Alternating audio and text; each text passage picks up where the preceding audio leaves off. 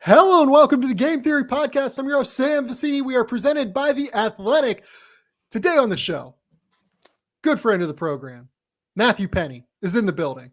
And as we speak, his beautiful, glorious Boston Celtics have just moved into first place in the Eastern Conference. What up, Ben? How you feeling? Remember when people wanted to blow it up? We said, just slow down a little bit. I know we're so reactionary, but people want to trade Jalen Brown. Just a few tweaks here and there. I think Derek White's helped a lot, but we didn't have to jump off the ship yet. Just give some time, give some patience. First time GM, first time head coach of this team. Let's slow down. They did. Luckily, we didn't trade away all our assets and blow up the two J's. And hey, look at here. We're in first place. Look at us. And look, like at the midseason point, I was like, they should not blow it up. Like I didn't want them to trade Jason. Like that was fucking crazy. But I thought that they should move Marcus Smart potentially. Yeah, it seemed like that way. It seemed like that way for a lot of people. And somehow it's worked and coexisted with the Derek White move. And maybe it's moving Josh Richardson. You move Romeo Langford. Guys have been better, a little bit more efficient. Just the ball movement is so. Well, that's what Derek White. It's glaring, like the change of what it is, like that. Just the extra pass or possession because it became so one-on-one dependent, ISO dependent, and there just seems to be. I also don't know if it was just the tide turned with like the offense, the defense, and Ime's sets and guys actually gelling, meshing at the right time. Not complaining. Whatever it is, it's working. Yeah, and then Derek White gets there. It seems like they play Grant Williams a little bit more now, and he helps with the ball movement. Yeah. And with shooting, obviously, now because Grant can really shoot. And it's just and rookie Peyton Pritchard's back too, which is crazy. Like he's on a stretch of hitting 3 threes a game, and how many the last whatever. It's just like a more well-structured offense now. We knew that they could defend. I mean, look, a month and a half ago, I was like, I think this team's going to win 2 playoff series. Like I was in. Basically, as soon as this little streak started, I didn't expect them to be in first place in the Eastern Conference. I'll say that. You didn't expect to say maybe 3 series, maybe 4. I don't know how crazy. Look, literally, my bold prediction was when they were in like the 6th spot in the Eastern Conference, and I was like, this team's going to win 2 playoff series. And people were like, you're crazy. Like, no way that's going to happen. And I was like, I'm telling you, this team's going to be really fucking miserable to match up with in the playoffs. And I think that we're closing in on the point where it looks pretty clear that they're going to be really hard to play in the playoffs. So part of this is just have all the takes. That my new take is have all the takes, because when I saw Villanova play at Mohegan Sun at the Hall of Fame tournament in like November, I texted a buddy who went there. I said, that's a Final Four team, right? I should have just tweeted it, and then you can just like dust it off. They were not a Final Four team in the middle of the year, and I text the same person. I'm like, I think I made a mistake. Like this is not it. This is not a Final Four team. But if I had it out there in the public sphere, I could have just retweeted and acted like I was a genius. But it's a long season in the NBA. It's a long season in college. Team hit their strides at different times, and we're seeing now the blue bloods and the Celtics or NBA blue blood are hitting theirs at similar patterns and fashions. So let's talk about the Blue Blood Final Four. Today on the show, we're going to be talking mostly college basketball and mostly the NCAA tournament, which has gotten down to 4 teams left. As John Calipari will tell you, there are 4 remaining in the NCAA tournament. They are Duke, they are Kansas, they are North Carolina, and they are the aforementioned Villanova Wildcats. Both Matt and I are going to be down in New Orleans, and I am very worried about what that city is going to look like. It survived a Kentucky-Louisville Final Four about 10 years ago. It'll survive Duke, North Carolina Final Four, but it's going to be bad. And I mean the good sense, because also let's set the stage a little bit. This is the first Final Four in like 3 years, which is like an actual in-person Final Four. And for people that aren't familiar with it, it's not just the games. It's also the national like coaching convention. So every coach at every level, for the most part, call it, I don't know, 78% of coaches are there in town. They get their pass to actually go now and be out. It's like, wow, we're back at the Final Four. It's like when you get together with your buddies for like a road trip, you haven't seen them in 2 years. Like, oh, this is the best. We should do this every 6 months, start pulling off dates. It never works. But when you actually get there, and the last time I was at the Final Four, it was Kentucky, Louisville, Kansas, and Ohio State. and we had a hotel room. I made a mistake. Our mutual friend made a mistake. We had a hotel on Bourbon Street, which was like, this is great. This is perfect. What we Yeah. failed to remember or understand was that when people say, "Oh, the party doesn't stop," it legitimately like does not stop till like 4 or 5 in the morning, and then they Yeah. come down the streets with these big like zambonis and spray like lemon mist and like spray down the streets, and 3 hours later the music's starting again. So I've made the veteran play. I'm staying about 3 streets away from that. Yeah, that's what I did too. I like the David and Goliath matchups. When you have 4 Goliaths, the one good thing is the fan bases travel, and they travel really well. That city's gonna be packed, and there's just, like, no escape, and there's gonna be, like, all these storylines from everywhere. I'm sure the network are happy, we're happy, and it kinda played out. I don't know about you. Of the Elite 8, I had 4 of those teams losing in the first round in Houston, Miami, St. Peter's, and North Carolina, and now it's kinda like, it's brought me back a little bit, but I don't think I had any of these teams in the Final Four either. So if you think we're bad about the drafts, I'm just as bad about college basketball. I could smell the bad decisions brewing in New Orleans, but I'm very, very excited to get there. Yeah, who did I have in the Final Four? I did not have Villanova because that was Arizona's region. I did not have Duke because I had Texas Tech in that region. I think I did have Kansas because I thought that Midwest region was just like kind of a mess. Yeah, I took And Auburn, right? That was yeah, our region? Yeah. yeah. Yeah, good call there.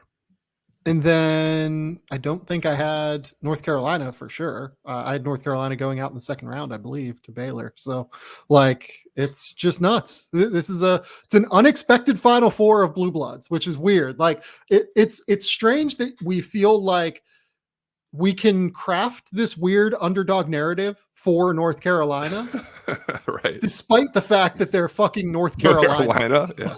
Like, they're an 8 seed. They have like 1.5 pros. Let's set the over under at 1.5 pros It's a good line. that play in the NBA.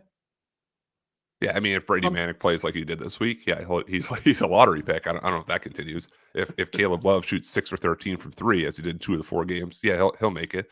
But that's a good line. We did what a year ago, the episode on what we thought the best jobs in college basketball were. I think we had North Carolina like 2 or Yeah. 3. I think it was like Kentucky, Carolina, Kansas, somewhere there. And Yeah. somehow this underdog narrative has happened, which is okay. And you set up this ultimate rubber match with Duke for all the marbles during the Coach K farewell tour. It's just strange how we've gotten here, but it fits a season of basketball and college basketball. We're still just trying to make sense of everything, and we're heading to the Final Four. And let's start with Duke because Duke probably has the over under is 5.5 pros on this team. And it's interesting because we've seen good Paulo Banchero. I don't think we've seen like outstanding Paulo Banchero. The only time that he's really dusted that off, I felt like, was in the game against Texas Tech. He was really good in that game. I don't know if he was like no doubter top 3 pick in the draft, amazing, but he was really good. We didn't really get any of the elite level prospects, like the top 4 guys in this class that had these crazy standout games in big spots. Like Chet Holmgren and Jabari Smith both had great games in their opener against 16 and 15 seeds. Right. But like Chet was not amazing in the tournament. Jabari Smith was bad in their game against Miami. Paulo has had one like really truly good game and then a bunch of like good games, solid games. Jaden Ivey was a disaster. Like we'll get there. Disaster. 3 syllables all across the board against St. Peter's in that game. Oh my God, what a mess was he? Like it wasn't even just how poorly he played, it was the body language and stuff. And we'll talk about him in a minute. But like it feels like we, outside of maybe even the Ben Mathurin performance against TCU, which was genuinely incredible, and he like willed that team to victory. We didn't really get a great Keegan Murray performance in the NCAA tournament because he went 21-9 and out, if I remember correctly. We didn't get a great Jeremy Sohan performance, although I thought he was pretty good in their loss to North Carolina. We didn't get a great Jalen Duren performance. Johnny Davis, even in that game against Colgate where he dropped 25 points, like he took 22 shots to get there. The guy that has probably impressed most, I would say, and this is a guy that you wanted to talk about, was Mark Williams. Like, I think Mark Ooh. Williams has maybe moved the needle more, which is something that you brought up on the last podcast. Mark Williams has maybe moved the needle more for his draft stock than any player, I think, in the NCAA tournament so far. Isn't part of it just him being Mark Williams too? Like, I don't think he tried to Totally. do anything outside of his comfort zone. This is what it sort of was all year long, and I was Yeah. wrong, and I'll say that a lot. I'm going to say a lot this episode. Last year, when he had that double stretch at the end of the year when Jalen Johnson was out, I thought that was sort of like a byproduct of nobody can score. Let me put him on my back, do what I can. I didn't think when the freshman class that came in, I didn't think he'd have the same type of production. Sometimes those guys just like fade back once more guys get in there, sort of like Garrison Brooks did in North Carolina, right? Like we projected this crazy year, more guys came in, better guards, it faded away. He hasn't changed. Like the motor still stays on a million miles per hour at all times. And it's all like the micro skills and these like little plays where he keeps plays alive on kickouts and he dives on the floor, he changes ends, he finishes lobs. There's one stretch in that Arkansas game where he's scoring like an and one, comes down the other end, strips the ball away. It's a hustle play. He like advances it. Somebody misses it. He comes up behind him and finishes and tips it in. He did like back-to-back plays. Like that's an NBA 5. He had his way with Yeah. Jaylin Williams, in my opinion. We'll talk about that. He blocked at the rim. He powered through him.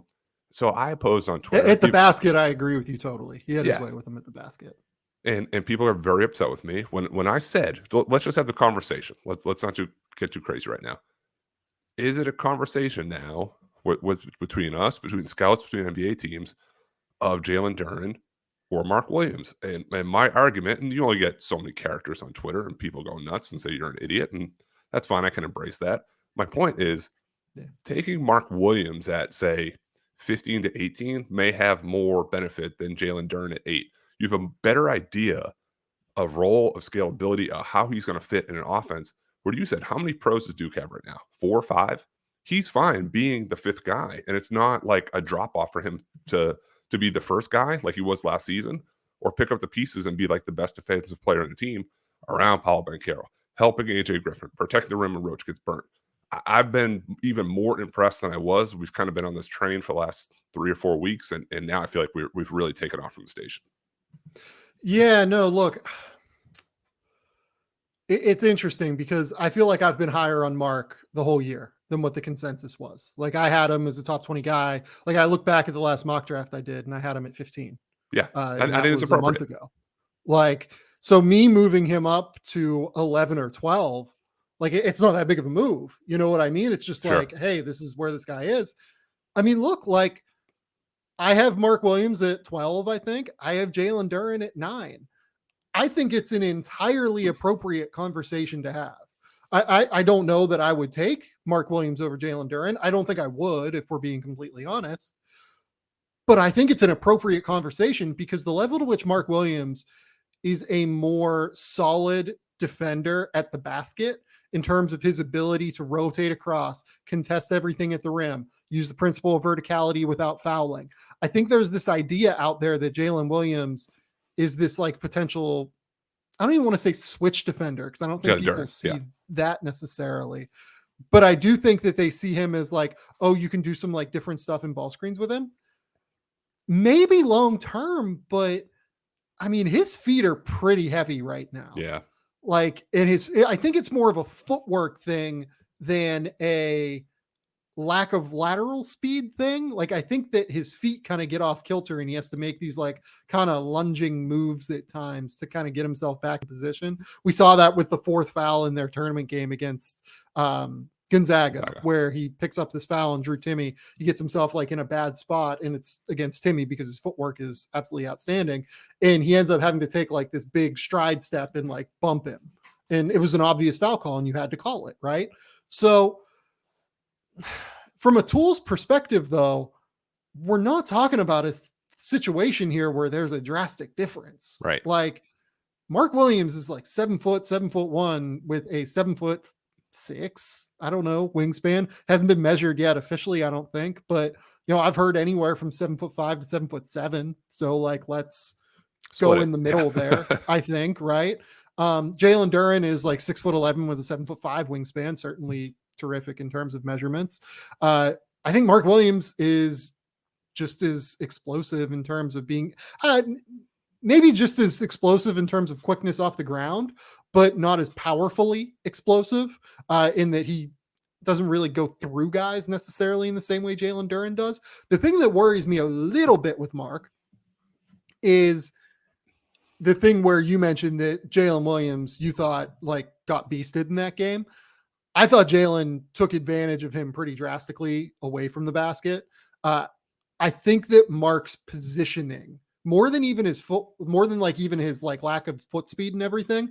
I think Mark's positioning could stand to improve in ball screen coverages. I don't think he's all that effective yet playing as a drop coverage defender. But you know what? Like Duke makes it work around him. Like I think that that's the reason that I would have Walker Kessler ahead of Mark Williams for National Defensive Player of the Year. Mm-hmm. And it's just like it's a little thing that Mark Williams, I think, can improve in long term. I think Mark Williams is going to be great defensively in the NBA. But like our mutual friend brought up the name Jared Allen with Mark Williams.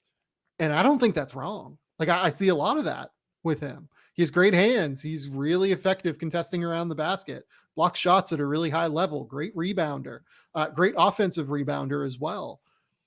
The tools are there. Like I think Mark Williams should be a lottery pick at this point. Just given what the back end of the lottery looks like, I think we should be considering Mark Williams a lottery pick. And I wanted to kind of ask you this question because I know that you have interesting takes about this other guy that are worth exploring a little bit. Is there a case that Mark Williams is Duke's second best prospect? There's a case. There's definitely a case. It's part of the discussion too. Every year there's a few guys that us folks in draft Twitter just put our arms around. Like, how dare you? You can't speak about Jalen Duren that way. You can't speak about AJ Griffin that way. And those are two very polarizing guys out there. I see the pros and cons in both. If we're saying Mark Williams could potentially be Jared Allen, I'm fine taking an all-star 12th overall. No issue with that. My kind of throwback to you before we dive into the next player here is how much does age factor into sort of your slotting? Because what I did get yelled at a lot about was Jalen Duren is 2 years younger, and he should be a senior in high school.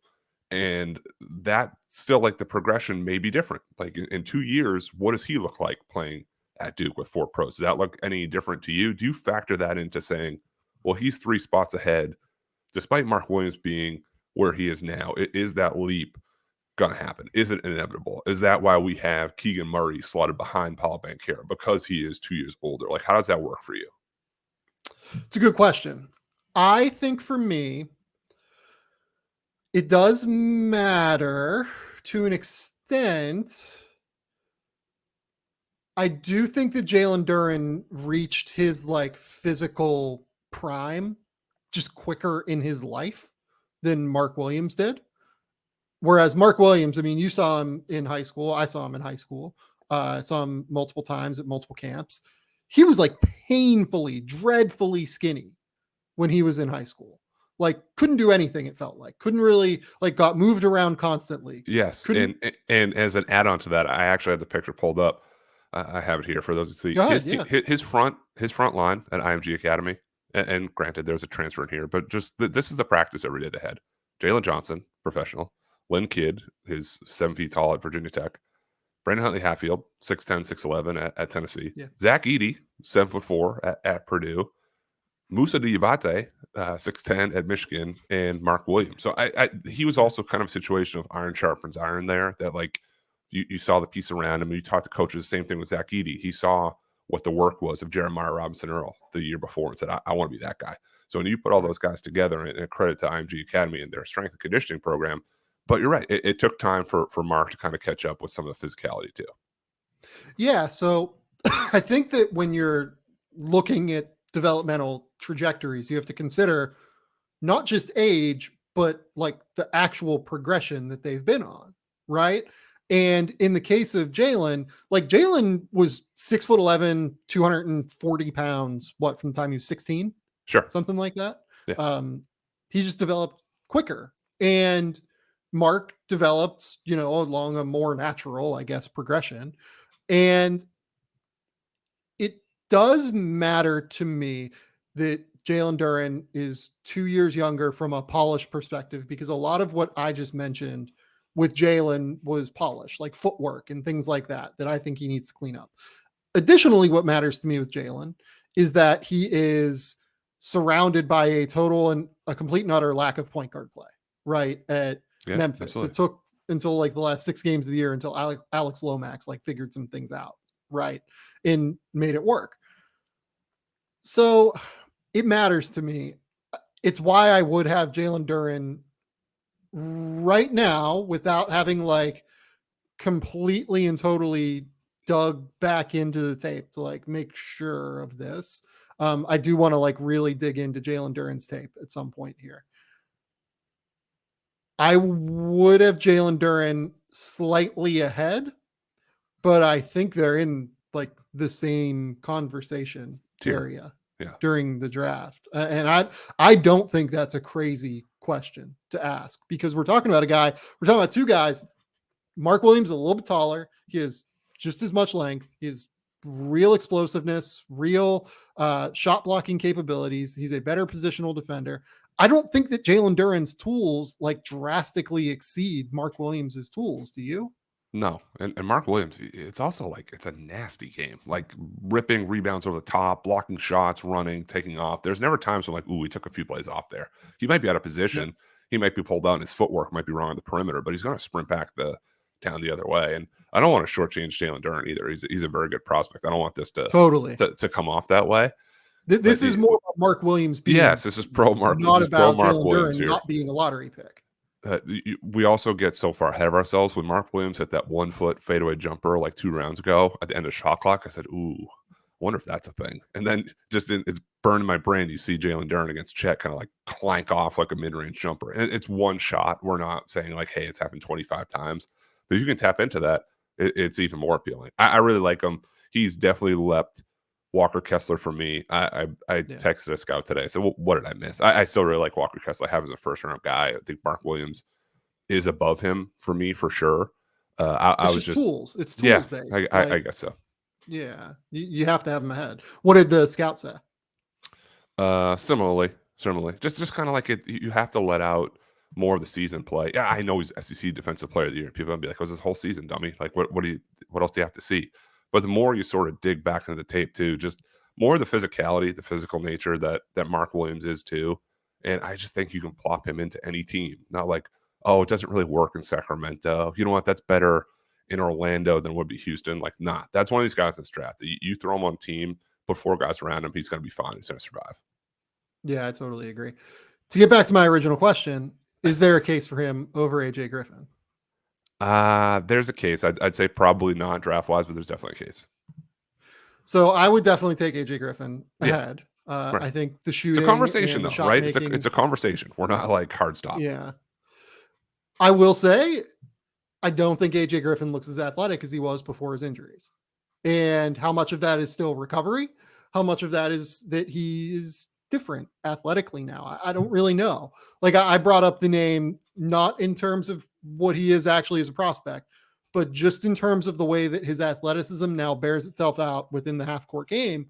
I brought up the name Khalil Whitney to you and our mutual friend during the NCAA tournament, just because it feels like so much of what AJ Griffin has to do in the half-court is load-based. Like he has to really load into everything he does in order to get the most out of his explosiveness.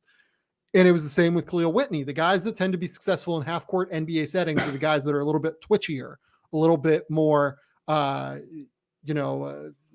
what's the word I'm looking for here? Like their first and second jumps, just they get off the floor faster than guys. Right. And I don't think that AJ Griffin has that right now.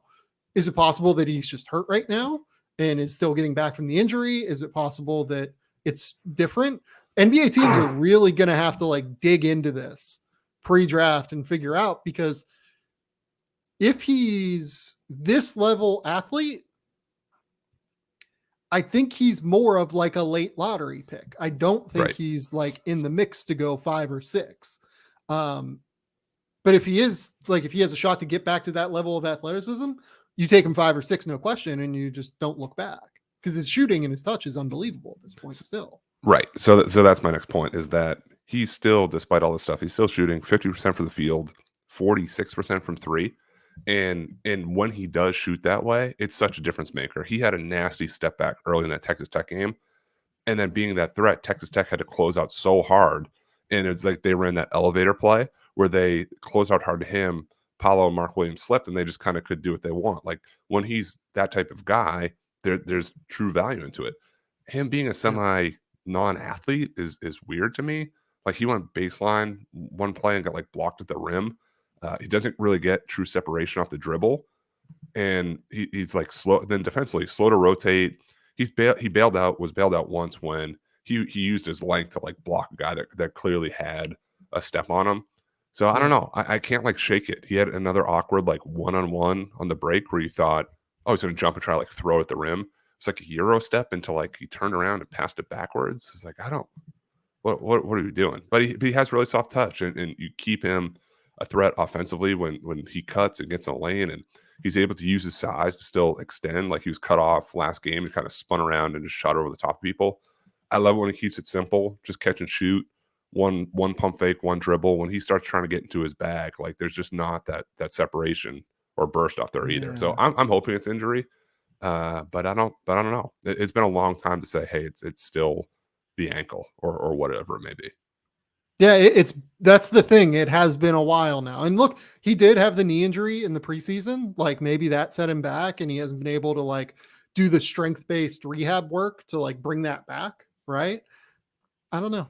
I just don't know is kind of where I'm at with AJ Griffin. And if we find out in the pre-draft process that like, that there are concerns about what he looks like long-term, then I do think that this is a real conversation between him and Mark Williams on who is Duke's number 2 prospect.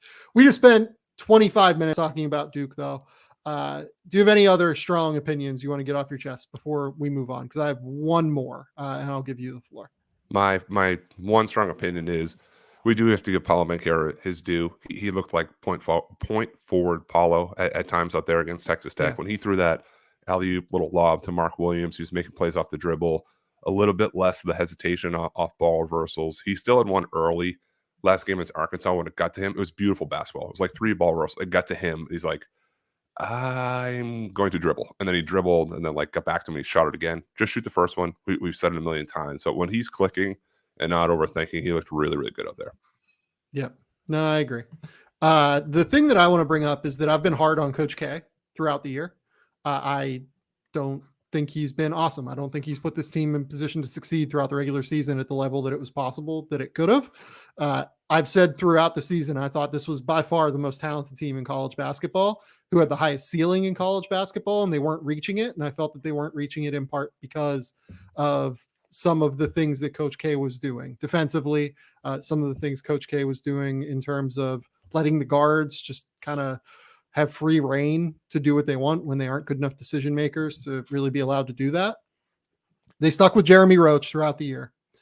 Jeremy Roach looks like a potential like 2023 second round pick, something like that. Sure. Looks like a guy that could end up in the NBA at one point. They've really started to run the offense through Paulo Banchero more. He's dialed up his own defense twice now in the last 2 games that has been critical to their success, completely flummoxed the other team in terms of the way that they run offense. I think we really have to give Coach K his props. I think he's been outstanding in this tournament so far, just in terms of adjusting to the way the defense is playing Duke and making adjustments on his team's behalf to put them in better position to succeed. Yeah, wild. When they had the Coach K night where North Carolina beat their socks off, and I remember him saying they did everything about like 5 national championships, right? And the crowd was chanting 6, 6. We're like, where, man? Like, what are you talking? You just got boat raced at home by North Carolina. Like, this team's gonna be out in the first round or 2, but they actually bounced back. It took a little bit longer than we thought, and they've been really good. They're in the Final Four and set up with a nice situation scenario for him to go out on top. And yeah, credit where it's due. I was never going to take shots at Coach K. That's why it's your show and not mine. But he's righted the ship. Yeah, no, he's done a really good job. Let's take a quick commercial break, and we're going to talk about the other 3 Final Four teams because they are interesting in their own right, as well as some other prospect stuff.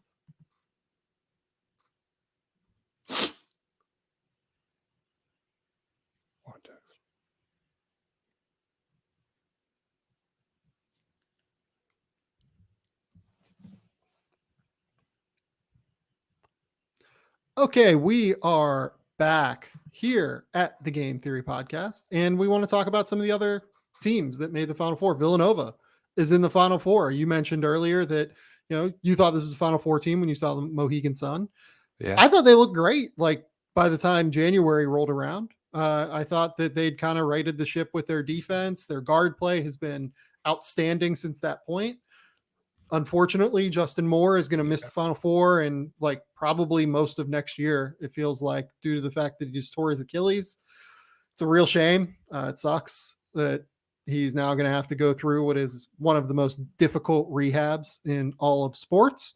And now Villanova is in the Final Four, and they're going to have to rely on Jermaine Samuels and Colin Gillespie and Brandon Slater and all of the inherent intrinsic Villanova-ness of it all that they instill these players with. Just jump stops, shot fakes, do whatever you can to just keep going until they go and lean in. And those guys are unreal. Like the player development staff there is unreal. I mean, Jermaine Samuels is from Boston. He played around here. I watched him a lot. I never thought that this would be the player Jermaine Samuels turned out to be. And I mean, that's a compliment. Just completely bought into the Villanova way and system. He had 16 points and 10 rebounds in that last game. And the one kind of prospect-y question, and because this is a draft show, more or less, right? I've gotten this question a lot. Is Colin Gillespie an NBA player? I think he plays NBA games. I don't know if he's like an NBA difference maker, but no, I wouldn't say difference maker, but is he on a roster? Is he probably an undrafted free agent, right? Like, let's not go too nuts here, but I see him as a summer league guy. You see if you get to training camp what you can do, and sometimes those are hits, and sometimes we get too crazy and say, well, Villanova is really good. Like, he's the engine behind the whole thing. How is he not an NBA player? And the good thing is people have kind of changed their direction of how they're hitting you. It's not why isn't he a lottery pick, which like 2 years ago, that was like a lot of like, why isn't Luka Garza a top 10 pick? Well, let me count the ways, but he's still on a roster. He's averaging 5 points per game, 3 rebounds, not changing the world. But why is he not Peyton Pritchard going first round? Someone actually asked me that exact question. It's just, well, Peyton Pritchard's a significantly better shooter. Yeah, I think so. I think Peyton just has more shit to him off the bounce. Like his creativity off the bounce, his handle is just much better. But Colin is a great floor leader. I think he actually can switch a little bit defensively, like within that scheme. A little. He doesn't get scheme though. Scheme. That you're absolutely right. That's what it is. It's within the Villanova scheme. You put him on an island. I don't know how great I feel about that. Yeah, like he doesn't get obliterated out there whenever he gets like mismatched onto a 4. Like if it's a 5, he might get put in the basket. But I don't know, like 4s, like he can kind of manage them a little bit. I think he's got a shot. Yeah. Like if he's on a 2-way next year, that wouldn't surprise me at all by any stretch of the imagination. Pre-tournament, where did he kind of check it on your board? Was he in the top 100? Was he knocking on the door? Yeah. Was he? Yeah. Where do I have him? I have him roughly. Not trying to put you on the spot. Yeah, I have him at 86 coming into the tournament. That'd probably be about where he is until we know what guys are staying and going in terms of the draft, like who enters the draft, who does not enter the draft. I have Jermaine Samuels, by the way, I think I have him somewhere in here. I think I have him at like 90, 95. I don't know. I can't look through it right now. But yeah, like a guy that I think is kind of interesting, like super switchable defensively, has developed at least a little bit of a semblance of a shot. Like he has a real chance, I think. Yeah, it's people just want to point that and say, well, TJ McConnell did it. Well, Peyton Pritchard did it. It's like, okay, I get it. You're doing like just here's another white guard. Why can't they succeed to similar fashion? I've liked him. I still have my concerns as I think you do, but it wouldn't like blow me away if somehow he's on a team next year. Yeah, no. Or he goes to Europe and crushes and makes $1 jillion over 20 years. Yeah, totally. I think that's all I've got on Villanova. We'll see how they look against Kansas. I hope that Justin Moore is able to get back and, play in the 2023-24 season. As we talk here, Kevin McCullough has declared his NBA draft eligibility, but will maintain his collegiate eligibility. I'm a Kevin McCullough fan. I'm going to the mat for Kevin McCullough as a long-term potential NBA player. I don't know that it'll happen for sure, but great defender. I think that he's really hampered this year by the ankle injuries. And I'm interested to see where it goes. Can initiate a little bit of offense too. It felt like he got to his Yep. spots in that last tournament game, draws fouls, had a nice spin and score in the second half of it, had a tough pull up in the lane. This is just like sort of our new normal too. Like everyone's going to declare and keep their eligibility. Like some of them pop it up. I'm like, I don't like. Why are you doing this? I can tell you Yeah. what it is, right? Like I'm Well, not even trying it's to be like funny. a hard out and say like I know where everyone's getting drafted, but some of the guys that pop up, it's like, yeah, dude, you're 75th. Like, just save your time. You're not going to magically be like 31st, and we were way off. We're going to be wrong a lot, but some of those guys, like, I don't see him becoming like the 20th pick overall in the draft, getting guaranteed money this year. Yeah, like it's funny. So like Trayvon Brazil, we were talking about him earlier before we started recording. Big forward out of Missouri. He has declared for the draft, right? I think that kid's really good. I think he has like first round upside next year if he finds the right spot and ends up in the right situation. He's an incredible shot blocker. He's a late bloomer. He was like a 6'1" junior in high school who has gone up to be like a 6'9" forward now, who's all sorts of twitchy, has great length, can still shoot it a little bit, really needs to hone in on that, needs to hone in on his feel for the game and everything. And just generally like mature into his frame because he just grew 8 inches 2 years ago, right? Mm-hmm. That kid declared for the draft. And I'm just like, no, just stay in the portal, go find your landing spot. Maybe you're trying to just get like some notoriety from being in the NBA draft pool, but like, I think you can do that with the portal now. So if I was like a kid like that, where there are probably teams that are genuinely interested, like I've talked to a couple that are like, oh man, like we'd love to get him into camp. Yeah, And like no, have him in our I've G heard League that. I've heard program. the name. I've had similar conversations, but nobody said, "Hey, this Yeah. is like a top 30 guy that you guys are way off on." Like, throw him up there. No question. Yeah. No question. So like that's a kid where I'm just like, go back to school. I think you legitimately could be a first round pick if things go right for you over the next 2 years. Do that. So like we're in this world where we're gonna have 250 kids declare for the draft, and we It's just have great. to kind of work through it. Okay, let's talk about Kansas because I want to talk about Ochai Agbaji. Yes. What is going on with Ochai? I don't have answers. It's strange. It's a weird time to regress. So against Providence, I thought he was good. Let's do some positives. I thought he was good on defense. So he was a disruptor. He had 3 blocks in the first half. He closed out hard. He rotated well away from the ball. But like the shooting, like he's just taking like sort of wild shots at times. He took Yeah. 1 3, like kicking his legs out. Another one was like a quick one in transition. He's just not helping his percentage. He's shooting like 25% from 3 in March over 10 games, where Yeah. he went back to school and we were excited because like the shot was there, plus the slashing, plus the defense, plus the body. He hasn't looked like the Big 12 Player of the Year lottery guy that we were all jacked up about and saying, hey, Yeah. this guy should go 12th. And then today against Miami, again, it's just weird. Like hit a few pull-ups, but for his size and strength, when he gets to the paint, he's not like a strong enough finisher. Like he sort of bails Yeah, I out. Like he agree. doesn't try to like dunk on guys all the time. He I think there's I think the problem is he's a load bleeper. So like yes, those plays where he gets, Bill Self draws up an incredible like backdoor cut for him and he really explodes off of 2 feet and then throws down like he a did crazy that. Yeah, on tomahawk. the left wing. Yep. Yeah. Like that's the kind of stuff where he looks super impressive, but then you look and you go like, okay, what's going on here? Yeah.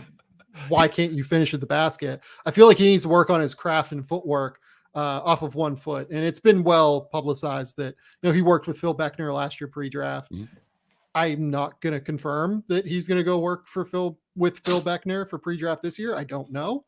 But if he does, I think that's the stuff that Phil and those guys down in Arizona will really clean up. He had another weird one where he missed a layup and went out of bounds and then ran back in and hit like a spot 3. And he scored a lot of his points today. And that's why the box score can be deceiving. I think he had 20 points. A lot of it, they're up like 15, 18. Sure. Self calls a timeout. They run that backdoor play. He hits 2 threes late. The percentages matter, man. Like when he's an older guy that I've rallied for pretty strongly throughout the year, Yeah. this is not the time to dip. It doesn't have to be. We'll talk about other draft guys who had like bad performance or 2. It's like, it's a little bit of a blip.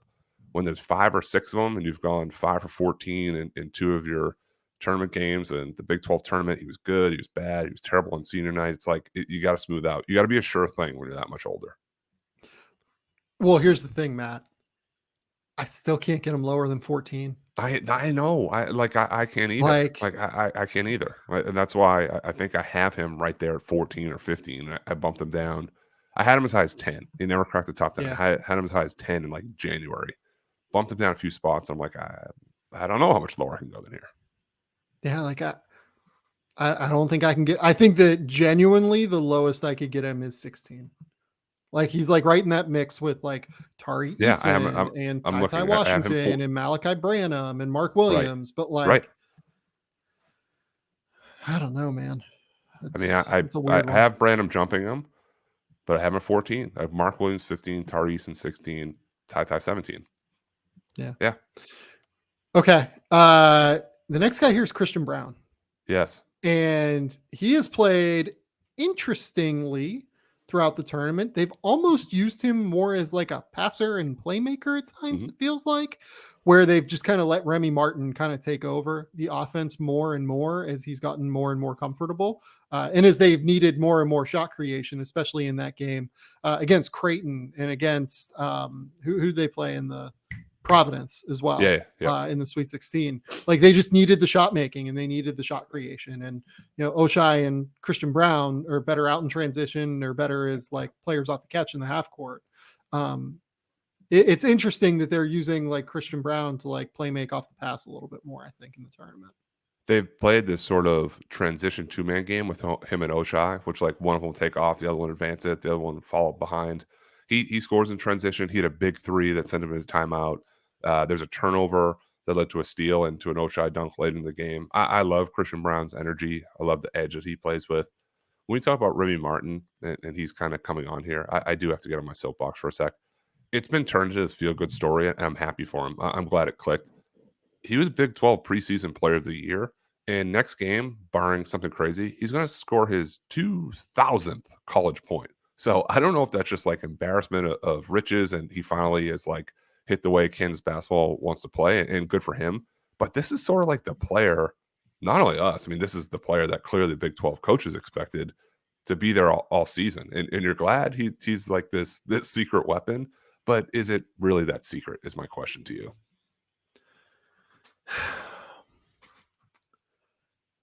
Yes, because there hasn't been a point this year up until the last like 6 games within Kansas's offense, which asks its guards to do very specific things, where it's clicked.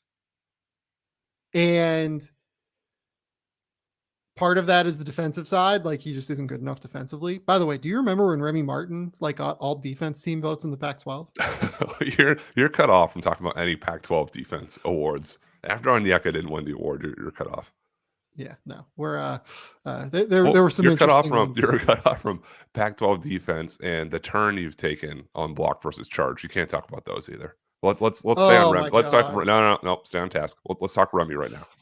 Oh no! Come on. Matthew. Yeah, look, like I think that it's interesting because this is a kind of scheme where you would think that Remy looks pretty good, right? Like well-spaced floor. Outside of David McCormick, they play 3 perimeter players with Jaylin Wilson, Ochai Agbaji, Christian Braun next to him.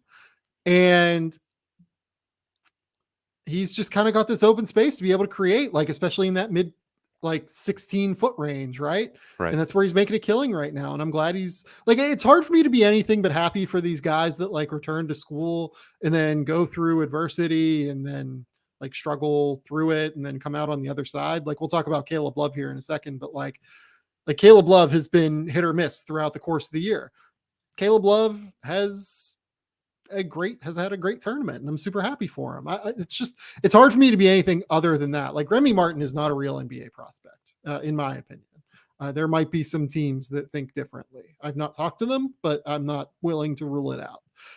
I don't think Remy Martin's a real prospect, but I'm super glad that he's getting the success. I'm glad he's getting this moment. I'm glad he's about to drop 2,000 points. I'm glad that he's, the catalyst for Kansas reaching the Final Four. It's great. I'm not mad. Yeah, it's great.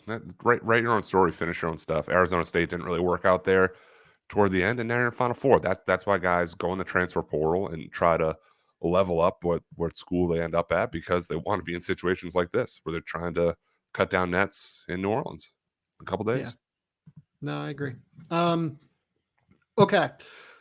Anyone else on Kansas we need to talk about? I feel like I don't really have any other points on the Jayhawks. Finally, North Carolina. The Caleb Love story has been the dominant one, I would say, especially that game against who did they play in this? Boy, he hit six threes twice. Who did they play in the Sweet 16? Because that was the crazy one. That was like the, oh shit, this is really happening. He is absolutely dominating. Was it UCLA that game? It was UCLA. Yes. Yeah. He's the reason they beat UCLA.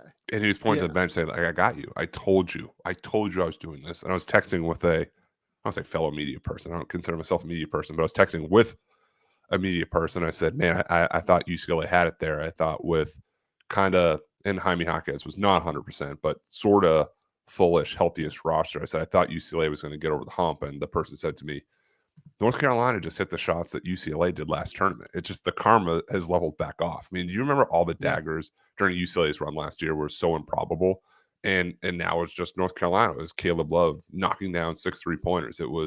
That wasn't even Brady Manek's best game, but he had 3 threes in that game. And every time it started to get closer, they pulled away with one of those deep range threes. Yeah, and this is a fun North Carolina team. Like, Brady Manek is a fun story. Like, he looks like he drives, like a pickup truck to and from basketball practice. Yeah. He looks like the most farm college basketball player in like history since Larry Bird. If that guy walks in the men's league, though, you're like, oh, he's gonna give us 30. You can't let that not be a hooper. Like him, David Roddy. I'm trying to think of my old men's league team from the tournament. I'll get there, but I'll give you one. Not from the tournament, but Noah Carter, who's in the transfer portal right now from Northern Iowa. Real like men's league, 6'6", 240 pound, like constantly moving, trying to get leverage on a guy, like trying to seal him away from the post, super fundamental, like just all that stuff. Let's add Baylor Shireman too. That, like, when I was first watching them, like, men's league, kill you. Just like, you don't pick up. I was screaming at the TV during the Providence game, like, close out. It doesn't matter. He's 29 feet. He's going to shoot and hit it. But for Brady Manek, he does turn 24 in September. He was at Oklahoma, but his run right now had them losing the first round. Wrong for me. 28 points against Marquette, 10 for 15 from the field, 5 for 10 from 3. Baylor, where he gets chucked for a flagrant 2, but he still had 26 points, 8 for 13 from the field, 4 for 8 from 3. UCLA, we talked about, in St. Peter's, 19 points, 7 for 11 from the field, 4 for 6 from 3. Him spacing out and pulling guys away has helped Armando Bacot be an absolute beast in the post. He had 20 today. Helps Caleb Love a little bit off the ball. Helps RJ Davis have more space. When he plays like this, it's such a difference maker in what Carolina's trying to do. They've been way better than I thought they would, clearly by my terrible prediction, and it set up a nice little grudge match here. The Pelicans just beat the Lakers after the Lakers were up 20 at halftime to take over the 8 spot. Ooh. Or no, take over the 9 spot. I'm sorry, in the play-in tournament. We're at a point where the Lakers now are 1 game ahead of San Antonio for getting into the play-in tournament. This is where we make the Lakers series winning time joke, but I'm not going to do that. Oh my God, what a mess! What an absolute mess. The Los Angeles Lakers are. Yeah, look, I mean, the fun one to me too is Armando Bacot, because like he's a really great college player. I have no idea how that's going to work in the NBA. I don't think it is going to work really in the NBA, but he's so effective as a college player that like I don't want to rule it out. Yeah. Yeah, I'm okay with that. I don't want to rule it out either. I don't know how much game he has really like outside the paint, but he's been super productive. He's worth noting, worth mentioning. But I don't think anything he does. And rebound always translates, but I don't think anything screams like, hey, this is a late first big. And he's a little bit longer than like what you think in terms of like his wingspan. Like it feels like he gets to shots that he shouldn't as a shot blocker now. I think he's gotten in better shape as well. Yep. Like, Yes. Throughout, like, I think he was like very heavy when he was in high school, if I remember correctly, right? Or earlier, yeah. But then he Yeah, slimmed like down early in high through school. prep school. Yeah. And like I think that even throughout his time at North Carolina, he's gotten much in like much better shape and stronger throughout his like body, it feels like. So I don't know, maybe, but like it's a backup center if it works. But he's a great college player and he dropped 2020 today against St. Peter's. Shout And out St. Peter's. What a great story. But yeah. yeah, and arguably AC Player of the Year. I don't think he won, but he averaged 12.6 rebounds, which is pretty insane after 7.8 the year before. So he's made that progression. Can we do like 1 minute or 2 minutes on St. Peter's real quick?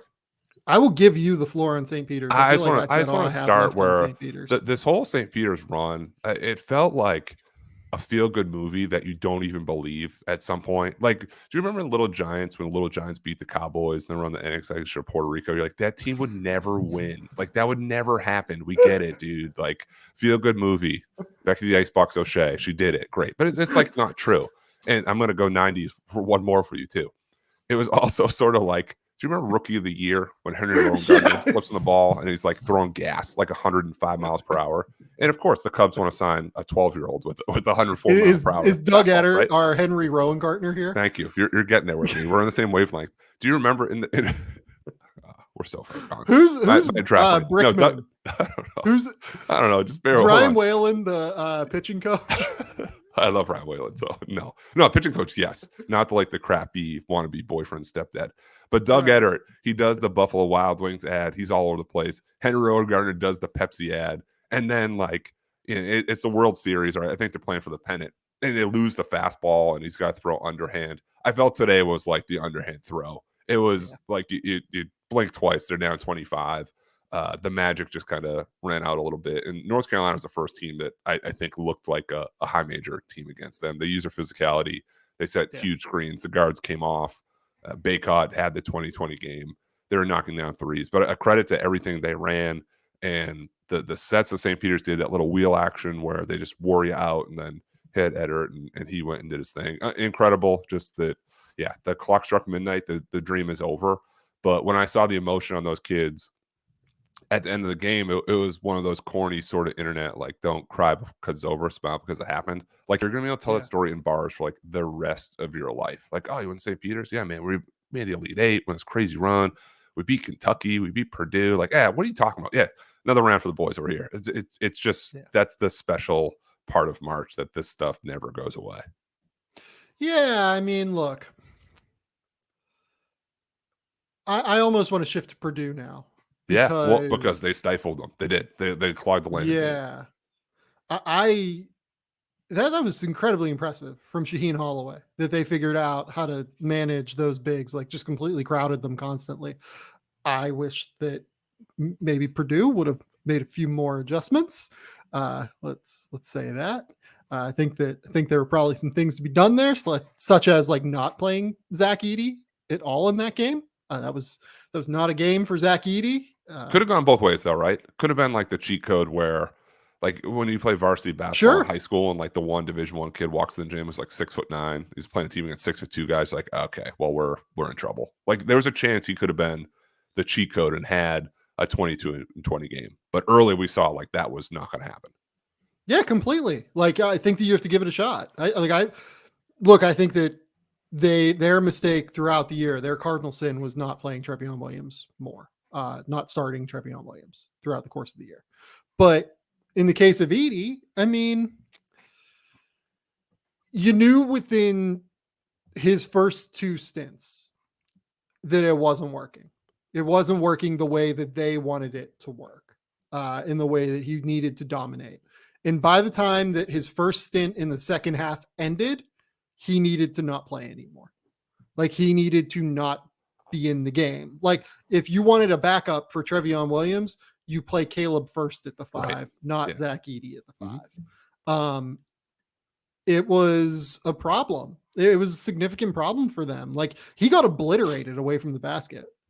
St. Peter's knew exactly what to run. They ran multiple fun flare actions for Doug Eddert and for one of their other guards. Like they ran that sweet backdoor lob play. Like Shaheen was in his bag, just drawing up awesome plays to take advantage of their lack of foot speed in the front court out there, and deserves credit for that. Deserves a lot of props. When it worked for Purdue was when they ran a 2-man game between Trevion Williams and Jaden Ivey. Yeah. That's what they should have been running all year. Like, let's be real about it right now. Like that team had Sasha Stefanovic, one of the best shooters in the Big Ten. They had Mason Gillis. They had the other Thompson brother. They had a couple of other wings that like are reasonably good enough to play at least. Like Brandon Newman can play. Ethan Morton, right? yeah. Yeah, Ethan Morton. Shout out Ethan Morton, Pittsburgh. Yeah, had to. But you have the wings to be able to play a 1-5 high ball screen action. And you have Trevion Williams, who is elite, is a short roll big man who can make plays passing off of kickouts, or who can put the ball on the ground, who can put his ass into a guy and then really post up and create plays that way if you need the outlet. Or if a team doesn't blitz, Jaden Ivey is an open lane. Like you're not clogging the lane as much when Trevion Williams is out there, because you have to respect his passing ability. You have to play up on him, because if you don't, he's going to eat up space on that short roll, and then he's going to draw the defense in, and he's going to be able to hit a kick out. It was a real problem that Purdue did not play a 1-5 high ball screen offense throughout the whole year, and it came back to them, I think. It did. I didn't like Trevion Williams that game. I really didn't like him in the second half. I didn't like some of his decision-making stuff, and I also didn't like him in the post-game press conference saying like, well, not everybody bought in. And it's like, dude, come on. Like maybe that's the case. That stuff you keep in-house. He's like, you don't want to go into NBA interviews and like you already have that backed up against you. If you're going to be Trevion Williams, probably a second-round pick, right? Probably a second-round pick. If he gets drafted, probably a second-round pick. Okay, so if you walk in, that's the last guy that's making the team, or he's a two-way, this and that. And to be clear, say what he said in the post-game press conference. I don't know. What was the actual quote? It was something along the lines of, our coaching staff told us that we have to treat this like the best team we've played in the tournament so far. And I don't think everyone did that. Yeah, not great. You just can't, like, even if that's the case, I wouldn't have done that. I wouldn't have done it forward facing, especially if you're the 10th, 11th, 12th man. I'm not, have accountability, call it out in the locker room. Don't do that. It's not going to work in the NBA. I promise you. Like Jimmy Butler is about to fight our Spoelstra. Udonis Haslam's like, no, fight me right here. Like you don't want that. You don't want that smoke. And especially when I didn't like the 2-man game with him and Ivy. Like I know we're advocating for they should have done that. I don't think it really worked in the second half either. And I don't. Oh, I think it did. You don't agree? Like a little, but not really. It more so. I was turned off by. I thought it was a great opportunity when. That's why they play the games. It's not on paper. It lined up. It was like, ooh, this is a run for Jaden Ivey to go on and like really be the guy and really catapult himself into that true like top 2-3 conversation. I thought the body language and the ball watching after hitting the entry passes and bobbled passes and throwing his hands up, he just kind of went. Yeah. Jaden Ivey went the other direction for me, and I didn't anticipate that. I thought he forced it a lot in the half court. He was 4 for 12. He had 6 turnovers, the most he had all year. I did like some of the laser passes in between the pouts were really good, but I just expected more of him at this time of year. His body language was horrible in that game. It was horrible, I thought. He threw one particularly where I think that he thought Trevion Williams was going to roll all the way to the rim. Yep. And he short rolled instead, because I think that what happened, I don't know this for sure, I think that what happened was Trevion read that the help defender was crashing in. So he read the short roll as the smart move so that he wouldn't get led into a double. But Jaden made the pass into essentially the help defender. It gets stolen. Then he throws his hands up like, motioning to Trevion like he screwed up. And it's just not what you can do. Like, you're supposed to be a top 5 pick. You're supposed to be regardless of whether or not you're the oldest guy on the team, you're supposed to lead by example just by nature of being the most talented player on the team. And, it's disappointing, I would say, that ended up being the case, that we saw too many of those moments from him. And it's something that does come up. Like, you watch the tape of him, it happens more than you would like to see when things aren't going his way, I would say. And more so, again, credit to Shaheen Holloway, credit to St. Peter's. They did this against Ty Washington, Kentucky. They did this against Jaden Ivey and Purdue. They ran into a wall of North Carolina that ran out a little bit there. They had good game plans, and it clearly frustrated them to the point where their body language stinks. We're questioning like their leadership skills. So let's not forget the Peacocks here either. Yeah, no, I agree. Do you want to talk about Chet? Oh, we have to. Okay. So Chet Holmgren played a bad game where he had 11 points, 14 rebounds, and 2 blocks. Yes. that was my closing statement, but I'm glad you opened with it. He didn't play great. Like, let's just be He was real bad. about it, right? He was. Like, didn't play great against Arkansas. He struggled in the first half, I thought. In the second half, he actually started to get going. He got taken off the court by the officials. I thought both of the first 2 fouls that he had in the first half before he got auto benched by Mark Few, I thought that both of those fouls were genuine fouls. I think he thought that both of those fouls were genuine fouls because they showed a close-up of his face, and he didn't look mad like at the officials. He looked mad at himself. Yeah. It looked like he was like, I screwed that up. That was on me. The last 3 in the second half were egregiously bad. Just abysmal. Like, that officiating crew should be embarrassed by its performance in that game. Well, I thought they were disgracefully bad. Like, Jaylin Williams did that same exact, like, drive through your body, like, where am I supposed to go move to Paul Mancaro, and they called it on him or something else. Like, where was that play the game before? Yep. It was egregious. It was as bad an officiating performance as I can remember in the NCAA tournament against the team. So, and people will come back and be like, yeah, Gonzaga, they only had, 1 foul called against them outside of Chet, whereas Arkansas had like 7 or 8 called. You know why that is? Because Arkansas plays super aggressively. Like, that's just the way it goes. Yeah. And that's good. Like, Arkansas, I literally wrote about it before the game. Like, I think that part of their goal was to try and get Chet Holmgren in foul trouble, and they succeeded. That's what they want to do. Yeah. But it doesn't excuse poor officiating, because Chet actually didn't do a bad job in that game in the second half. He didn't. And you know why this is nightmare fuel for me? Is because I'm 2 weeks away from running grassroots events. If you think the officiating is poor in the NCAA tournament, wait till I got to show you what's next, because these guys are coaching our guys, and I agree. I thought it was a little off kilter. But to get to Chet here for a second, if you were looking for warning signs or justifications for not having him number 1, this was a great game for it. They're flashing like, here's the problems. Here's what it is. He was the center of that Arkansas game plan to attack him and get it into foul trouble. And I'll credit Eric Musselman for this too. He's a former NBA coach.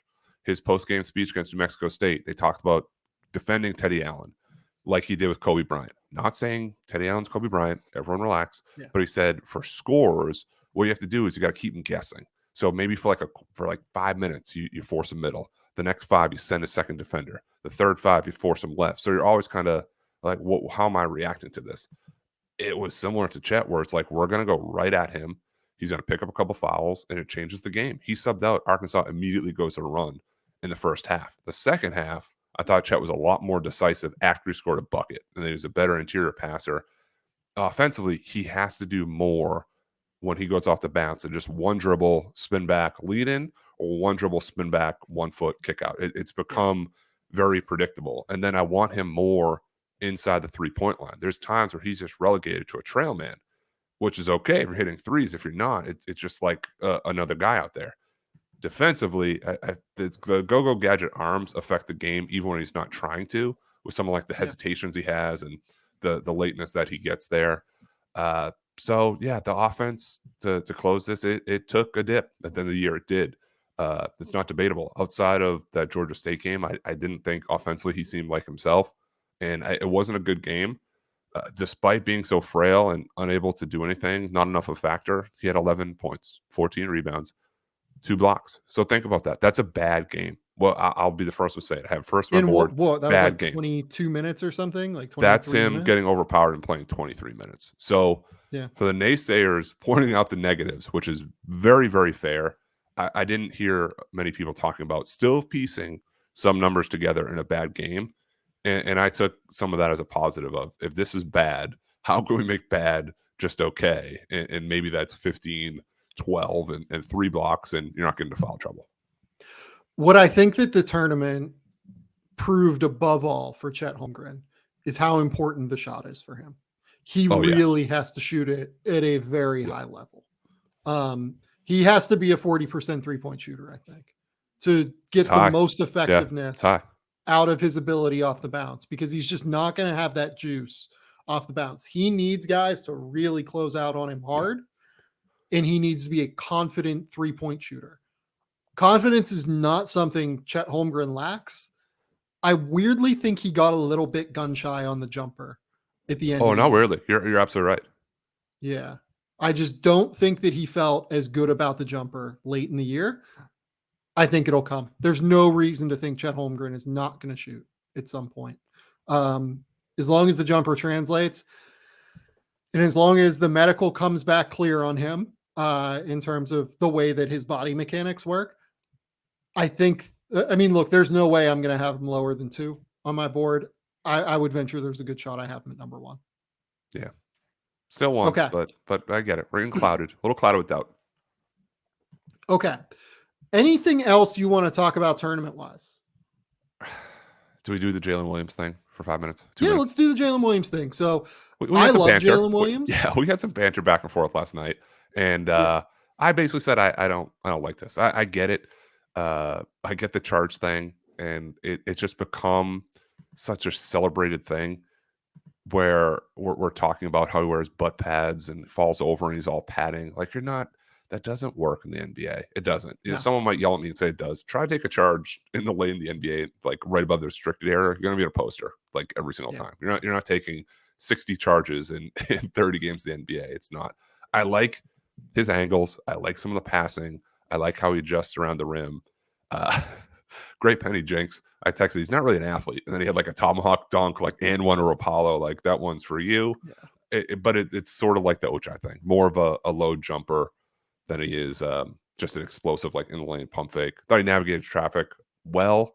But also I thought that he showed that lack of size against Chet, which you can say about a lot of people. But blocked the rim. When you close out to him hard, he's afraid to kind of take that 3. Mark Williams did the same thing where he's like, I don't think I'm going to do that. That throws him off. So I know you're higher. So I just want to give you the floor here to give me your sell on Jaylin Williams of Arkansas. So I think I would have him as a top 40 guy. And the reason for that is I think he's the smartest player I've seen in college basketball this season. I don't think I've seen anyone with higher basketball IQ than him. He is absolutely terrific in terms of the way that he rotates defensively. Even beyond the charges, he's always there. He's always available. He's always big, and he's strong enough to hold his ground, contesting while moving backward, right? Like, not necessarily fouling, but staying strong, staying straight up, providing an impediment for opposing players at the rim. I think he is absolutely outstanding defensively. I think he's pretty okay on the perimeter defensively, to be honest. Okay. Yeah. He's better in drop coverage because he's so smart and so positionally savvy and so innately, like, intelligent in terms of his just knowledge defensively. But I think that you can, like, run like hard hedges and you can run like flat, like, coverages with him. I don't think you're going to want to switch him all that often, but I think that you can make it work. And he's so good at, like, dropping his hips and using angles to angle guys into defenders that you might be able to get away with it from time to time. Like, the key in the NBA, he's going to get locked onto someone and strung out on the perimeter against a guard eventually. It just happens. Guards are too good at it otherwise. I think he's good enough at using his body to guide those guys into other defenders, into the help, that he can make it work. He's an elite level rebounder. Like, there's no argument potentially otherwise. He is an elite level defensive rebounder, probably one of the 3 or 4 best in this class. Offensively is where I have my concerns. He's not a great finisher at the basket. He has really good body control, really interesting touch, I think, but he's just not explosive. Like, he is not long, and he is very ground bound outside of that one dunk that he had against Paolo Banchero, right? Every guy who's 6'10" and 240 pounds and a real NBA draft prospect probably has a dunk like that on their tape. The problem is Jaylin Williams' true shooting percentage is 53.7%. He only shoots, I think, like 52% from 2-point range. That's the real worry here. Like, can he be efficient enough as a scorer on the interior to make defenders pay in order to respect his passing ability? He's an elite level passer for a big. He's an elite level playmaker. You can run all sorts of dribble handoffs with him. He can reject dribble handoffs and make reads to cross corner kickouts, to dump offs, whatever you're looking for, right? Yeah. The shot is going to be essential for him. It's like 26%. If he can't shoot, he is probably a borderline NBA player. If he can shoot, he might be a low-end starter. Ooh. Well, a lot of it's come down to the passing too, and I made the joke that he's Alperen Sengun with butt pads on, because you also look at. I didn't realize it was this close. Sengun from 3 this year is 26 for 101, very small sample, 26% from 3. Jaylin Williams total in 2 years at Arkansas from the college line is 24 for 94, which is 25.6%. So there are kind of like those overlaps in the limited verticality. Sengun's a better passer to me and does a little bit more. But yeah, like I have the same issue with both of them. Like, you're going to have to be able to defend, which they've shown a little bit. Sengun not as much, but when you don't have the verticality, what else can make up for that at the next level? Like, when he's late to rotate, I think you said he's a good rotational defender. I think so too. But when he's a step late, he's not going to beat you to the rim and then have a block either. So he's toast. It's piecing all these. It's piecing all these little things. Yeah. If he's a step late, he's gone. That's 100% right. But he's not ever a step late, really, is the thing. Like, I don't know. I tend to look. This is my weak spot in the draft, right?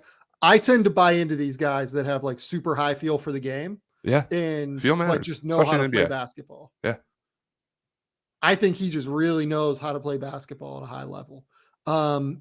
He might be a backup center, and that's why I think 40. But like, do I think he's a better prospect than Zeke Naji, who I had ranked like 36th in that class? I do, to be honest. I think he's a better prospect. Yeah. Yeah. I think I liked Zeke a little bit more than that. I think I had him like late first, earlier second. Jaylin Williams, if he declared, I'd probably have about 4. I'd have to look, but probably like 45-ish or so. So it's, could be a thing.